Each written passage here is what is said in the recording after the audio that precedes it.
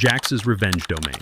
The projection screen still glowed with my structural analysis when they all stood up at once. 12 executives, their faces twisted like I just told them their mothers were ugly. My voice died mid-sentence about the critical load-bearing failures I'd found in our bridge construction equipment. "We're done listening to this paranoid nonsense," Garrett Stone announced to the room. The CEO was 34, had an MBA from some fancy school, and believed spreadsheets could solve engineering problems. His voice carried that particular tone of someone who'd never worked a day with his hands.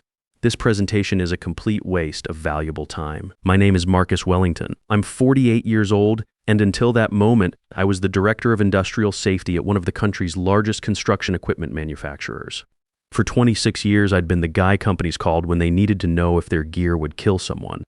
The sound of expensive suits rustling filled the conference room as they gathered their tablets and leather portfolios. Nobody looked at me. Nobody spoke. The way they deliberately ignored my presence felt calculated to maximize the humiliation. "The stress calculations don't lie," I said, trying to keep my voice steady. I tapped the metal sample on the table. Too light, wrong tensile strength. "These support beam specifications are 30% below federal minimums. Our customers are perfectly satisfied," interrupted Amanda Price, the CFO. Her smile never wavered as she added, "Perhaps you should consider whether you're suited for this level of responsibility. Have you thought about early retirement?" There it was, the age card. At 48, in an industry where experience should matter more than quarterly earnings reports. They moved toward the exit like a pack expensive Italian leather shoes clicking against the polished floor. The sound seemed impossibly loud in the sudden silence. 12 executives, the entire leadership team, walking out while I stood there with my laser pointer still in hand, pointing at data that showed their negligence could collapse a bridge. Bradley Fox, the VP of Operations, was the last to leave. He paused at the doorway, his hand hovering near the light switch. "Don't bother finishing, Marcus. Nobody reads reports from guys who are afraid of progress." He flicked the lights off, leaving me in semi-darkness, illuminated only by my presentation showing critical structural failures. 30 seconds passed in that dimmed room. My heartbeat slowed from racing panic to something colder, more focused. The humiliation crystallized into something harder, something actionable. I'd actually counted on this reaction. The public rejection was confirmation of everything I'd suspected for months. I pulled out my phone, scrolled to a number I'd saved 3 weeks ago, but hoped I wouldn't need to use, pressed call. When she answered, I spoke 7 words that would change everything. "They did exactly what you said they would," all of them, asked Agent Sarah Mills on the other end. "Every single one, and it's all recorded." A pause. "Give me 4 hours. I ended the call and sat back in my chair, staring at the data still projected on the screen. Load calculations, stress test failures, modified safety reports. Everything they didn't want anyone to see. Let me back up and explain how I got here. Growing up in Pittsburgh, I learned early that systems could fail, and when they did, people died. My dad worked construction for 30 years before a scaffold collapse took him when I was 14. The equipment hadn't been inspected properly. Corners were cut. Safety protocols were ignored. The foreman later admitted they knew the support clamps were defective but used them anyway to meet a deadline. I promised myself that day I'd never let that happen on my watch. My reputation in the industry was built on thoroughness. I could feel stress fractures in metal before they showed up on instruments. I was known as the guy who could spot a failure point from across a construction site just by the sound equipment made under load. That's why Pinnacle Construction Technologies recruited me. "We need someone with your expertise," Garrett had said during my final interview, all smiles and firm handshakes. "Some inefficiencies have crept into our processes. We need fresh eyes to streamline operations." What he really meant was they needed someone with my credentials to rubber stamp their cost-cutting measures. But I didn't realize that yet. My predecessor, Robert Carver, had left suddenly, health issues they claimed. But when I asked his team about his documentation, they got nervous, real nervous, like they were afraid to even mention his name. Tommy Richland, a senior engineer with 20 years at the company, actually looked over his shoulder before answering basic questions about testing protocols. The first red flag came during my facility tour. We reached the testing lab where they verified load-bearing capacity for bridge support structures. I ran my hand along a sample beam. The metal felt wrong under my fingers, too light, too flexible. The vibration frequency was all wrong when I tapped it. "How are the load specifications verified?" I asked. Tommy glanced at a security camera in the corner before answering. "We follow established company procedures." That's when I knew something was seriously off. In 26 years of engineering, I'd never heard anyone give such a carefully non-committal answer about basic safety protocols. Later that week, I found test results that didn't match the manufacturing outputs. Equipment that failed critical safety checks was being shipped with approval signatures. When I brought this to Tommy privately, he stared at his hands like they held the secrets of the universe. "Just follow the protocols, Marcus," was all he said. "Don't make waves." I requested a private meeting with Garrett the next day.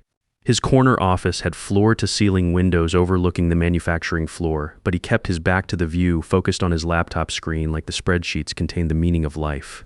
"Previous leadership overcomplicated things," he explained without looking up. "We've streamlined our processes for maximum efficiency." Robert had a tendency to overthink problems that didn't really exist. "The stress test failures aren't theoretical problems," I said, placing the lab results on his desk. "We're talking about potential catastrophic failures in load-bearing applications." He finally looked up, and I saw something in his eyes that made my stomach tighten. Not concern, irritation. Like I was a software glitch interrupting his workflow. "Marcus, you've been here what, 3 weeks? Robert worked here for 8 years and never found these supposed critical issues. Maybe the problem isn't with our processes." The next day, a bonus notification appeared in my company account.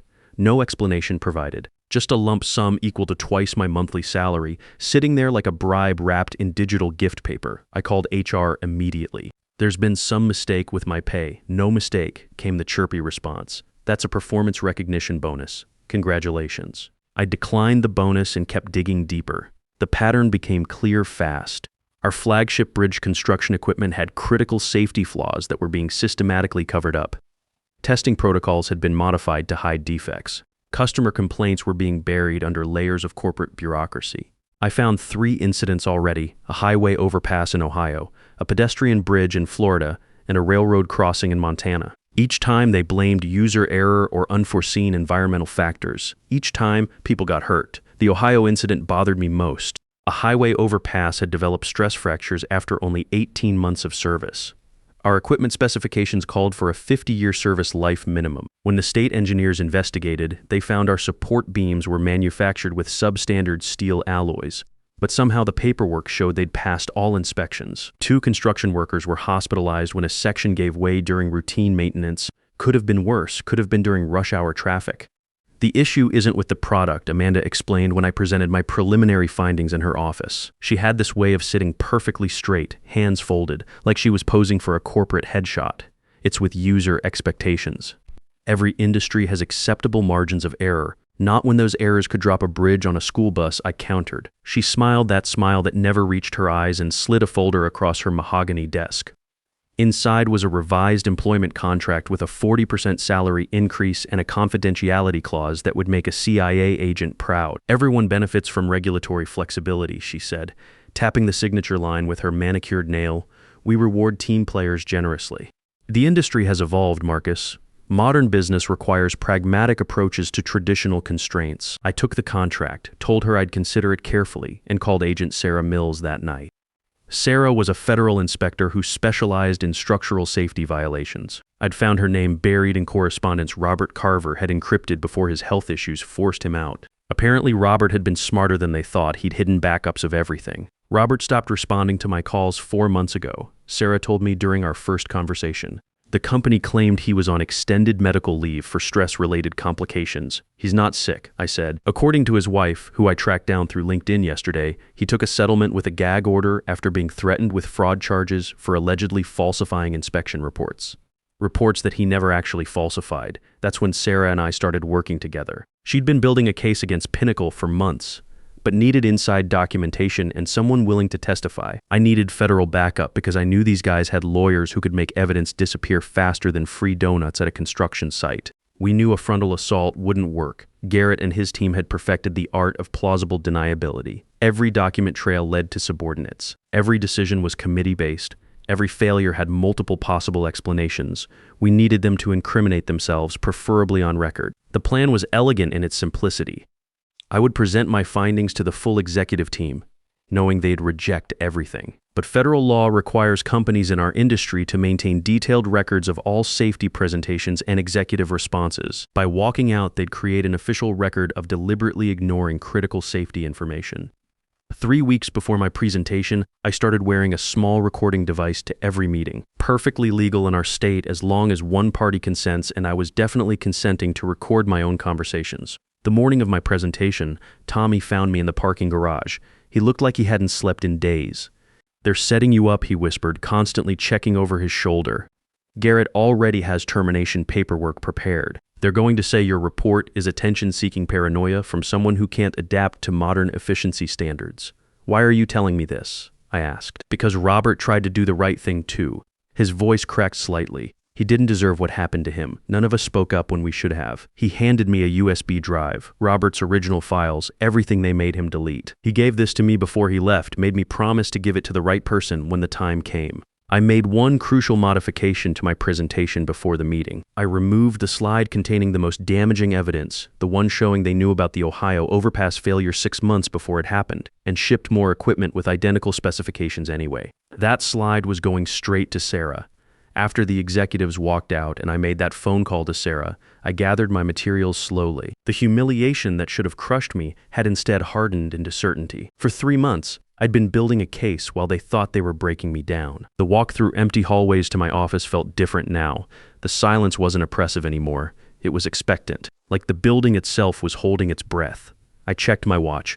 2 hours until Sarah's team would make their move. My office door was ajar when I got there. Inside, sitting in my chair like she owned the place, was Amanda Price. She was scrolling through something on my computer monitor, completely at ease with invading my workspace. "That was quite a performance," she said without looking up. "Though not surprising given your attitude from day one," I set my briefcase down carefully and remained standing. "Was there something else you wanted to discuss that couldn't wait for normal business hours?"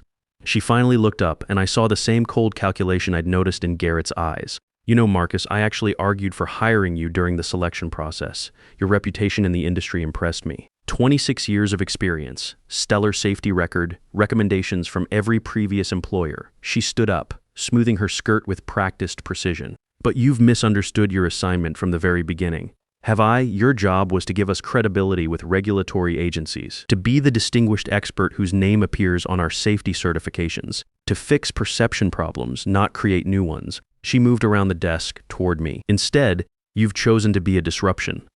I've chosen to do my job." "Your job," she said with that smile that never reached her eyes, "was to follow protocols established by people who understand both engineering requirements and business realities. Your position has been terminated, effective immediately." I nodded calmly. "I understand." Something in my acceptance seemed to catch her off guard. She'd probably expected protests, maybe begging, definitely some kind of emotional reaction. Instead, I just stood there waiting. "This isn't a negotiation, Marcus. You've made enemies of people who don't forget, people with influence across the entire construction industry. Good luck finding another position that utilizes your particular approach to problem solving. Is that a threat? It's reality. Your career in this industry ended the moment you decided to prioritize theoretical concerns over practical business operations." She moved toward the door, then paused. "Though I do respect your principles, misguided as they clearly are." After she left, I opened my desk drawer and pulled out the small recording device that had been capturing every conversation in my office for the past 8 weeks. Perfect audio quality, automatic upload to cloud storage. I slipped it into my pocket just as my phone buzzed with a text message. "We're ahead of schedule. 4 agents arriving now, meet in lobby in 10, as I took one last look around my office. 26 years of expertise, reduced to a cardboard box of personal items and a recording device full of incriminating evidence. Sometimes the best revenge really is living well, and sometimes it's watching your enemies destroy themselves on federal wiretaps." The lobby transformation was something to see. 1 minute it was typical corporate afternoon bustle, employees coming back from late lunch, delivery people with packages, the usual flow of business. Then the glass doors opened and 4 people in dark suits walked in with the kind of purposeful stride that makes everyone else suddenly remember urgent business elsewhere. Sarah Mills led the group, her federal badge already visible as she approached the security desk. The guard took one look at the badge and reached for his phone like it was a lifeline. "Federal Infrastructure Safety Division," Sarah announced, her voice carrying across the marble floor without being loud, just clear, authoritative. "We have warrants for specific company records and employee interviews." The security guard looked like he'd swallowed something unpleasant. "I need to call upstairs." "You need to provide us with building access and conference room space," Sarah corrected politely. "The warrants are comprehensive and time-sensitive." Within minutes, the lobby had transformed into controlled chaos. Employees stopped mid-conversation to stare. Legal department personnel came rushing down from upper floors, demanding to see paperwork. Sarah's team dispersed toward the elevators, accompanied by increasingly nervous company lawyers. That's when Garrett appeared, red-faced and practically vibrating with barely controlled fury. He was barking instructions to a junior attorney who looked like he was reconsidering his career choices with every word. When Garrett spotted me standing near the reception desk, his expression shifted from general anger to focused hatred. He strode over, positioning himself to block my view of the federal agents accessing the elevators. "I hope you understand what you've done," he said quietly, his voice tight with controlled rage. "This little tantrum will destroy more than just your pathetic career." "That sounds concerning," I replied, maintaining eye contact. "Maybe you should share those thoughts with the federal investigators upstairs." His face went white as the implication hit him. I hadn't leaked anything to competitors or reporters. I hadn't violated any confidentiality agreements. I'd simply followed mandatory safety reporting protocols that his company had been circumventing for years. "You have no idea what forces you're dealing with," he hissed. "This company has survived regulatory challenges before. We have resources, connections, legal teams that specialize in making problems disappear. I'm sure you do. Security will escort you from the premises immediately," actually said a familiar voice behind him. "Mr. Wellington will be staying to assist our investigation." Sarah stood there, badge prominently displayed, flanked by 2 other agents. "We have extensive questions about the safety presentation that was interrupted earlier today." Garrett's face went through several interesting color changes. "This is highly irregular. Our legal counsel should be present for any employee interviews. Your counsel is welcome to observe," Sarah replied smoothly. "But federal safety violations are criminal matters, not civil disputes. Mr. Wellington's cooperation is voluntary but appreciated." The next 4 hours unfolded like watching a precision demolition in slow motion. Federal agents moved through the building with methodical efficiency, securing servers and documentation. Executives were isolated for individual interviews. Employees watched wide-eyed as years of carefully constructed corporate deception began unraveling in real time. I spent most of that time in a conference room, answering Sarah's questions and providing context as her team built their case. Through the glass walls, I could see the growing panic spreading across the office as whiteboards filled with evidence timelines and connection diagrams. At 4:30, Amanda was escorted from her office, her usual composure finally cracked. No more perfect posture or calculated smiles. By 5:15, 7 more executives had followed the same path. As they passed the conference room where I sat with Sarah, Garrett locked eyes with me through the glass, the recognition flickering across his face, understanding that the old-timer he'd dismissed had systematically dismantled their entire operation was worth every sleepless night of the past 3 months. But watching executives get arrested was just the opening act.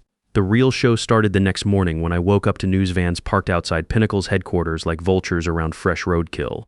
My phone had been buzzing since 5 a.m. with calls from reporters, industry contacts, and former colleagues who'd heard the news. Stock trading for Pinnacle Construction Technologies was suspended after a 47% drop in the first hour of trading.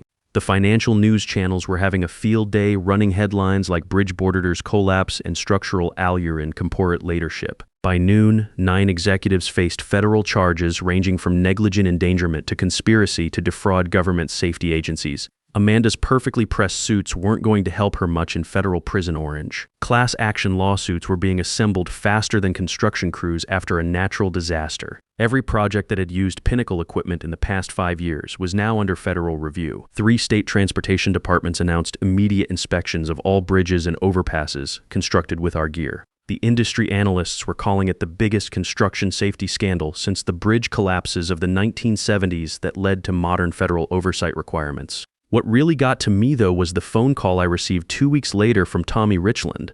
"Marcus," he said, his voice lighter than I'd heard it in months. "I wanted to thank you for what you did. You don't need to thank me for doing my job." "Yeah, I do." There was a pause. We all knew something was wrong, but we were scared. Scared of losing our jobs, our pensions, our futures. You weren't. I was terrified, I admitted, but sometimes being scared isn't a good enough reason to stay quiet. "The new management team wants to meet with you," he continued. "They're cleaning house completely. New safety protocols, independent oversight, the whole 9 yards.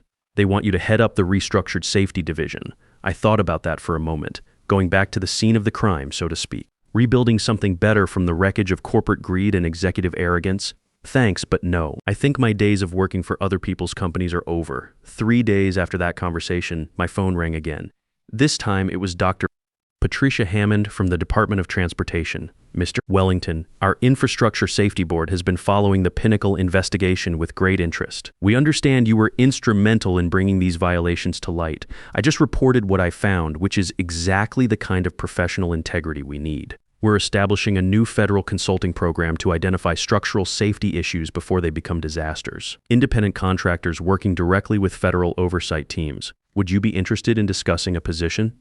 This time I didn't hesitate. Very much so. The consulting work turned out to be everything I'd hoped for and nothing like I'd expected. Instead of fighting corporate bureaucracy to do the right thing, I was being paid specifically to find problems and report them honestly. No politics, no profit margins to consider, just engineering truth and public safety. Over the next 6 months, I consulted on infrastructure projects in 12 states, found critical issues with bridge supports in Michigan, identified foundation problems with a hospital expansion in Texas, flagged dangerous load calculations on a school construction project in Oregon. Each time, instead of being told to keep quiet or modify my findings, I watched as projects were halted, designs corrected, and safety standards enforced. It was like being an engineer again instead of a corporate damage control specialist. The Pinnacle scandal had created a ripple effect throughout the construction industry. Companies were scrambling to prove their safety compliance, terrified of becoming the next corporate cautionary tale. Federal oversight had been strengthened, whistleblower protections enhanced, and independent safety consultants like me were suddenly in high demand. Garrett Stone, by the way, got 7 years in federal prison. Amanda Price got 5 years plus restitution. Bradley Fox turned state's evidence and got 18 months. The company itself was broken up and sold in pieces to competitors who promised to honor existing safety standards. Robert Carver, my predecessor, called me about a year after everything went down. He'd used his settlement money to start his own structural engineering firm and was doing well. I should have fought back when I had the chance, he told me during that conversation. I let them intimidate me into silence and people got hurt because of it. You did what you thought was best for your family at the time, I replied. I can't judge that. Maybe not, but I can. Every time I see a news story about infrastructure failures, I wonder if I could have prevented it by speaking up earlier. The truth is, Robert's encrypted files and Tommy's courage in preserving them had been crucial to building the federal case. Sometimes doing the right thing takes time, and sometimes it takes a team effort, even when the team members don't realize they're working together. These days, I wake up every morning knowing that my work actually matters, not to shareholders or quarterly profit reports, but to the people who drive across bridges, work in buildings, and trust that the infrastructure around them won't kill them. The best revenge, it turns out, isn't watching your enemies fall. It's using their destruction to build something better from the ground up. It's proving that experience, expertise, and integrity still matter more than spreadsheets and age discrimination. If you've stuck with me through this whole story, I want you to know something important. There's strength in standing up when powerful people try to push you down. The courage to speak truth to power often comes from knowing others understand your struggle. Remember that no amount of corporate pressure can withstand the weight of professional truth when it finally breaks free. Your experience matters. Your expertise has value, and sometimes the most dangerous thing you can be to corrupt leadership is exactly what they hired you to be, someone who actually knows how to do the job right. Don't let anyone convince you that doing the right thing is naive or outdated. The bridges we build today will carry the next generation safely home.